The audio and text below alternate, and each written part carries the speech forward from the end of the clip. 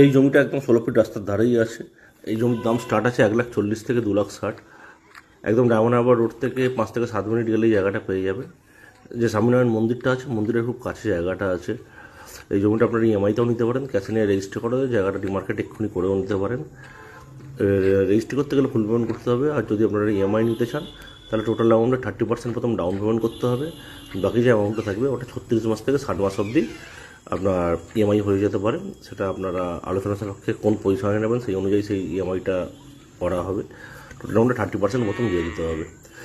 আরও ডিটেলসে জানার জন্য 9073558473 এই নাম্বারে আপনারা কল বা হোয়াটসঅ্যাপ করতে পারেন, আরও ডিটেলস পেয়ে যাবেন।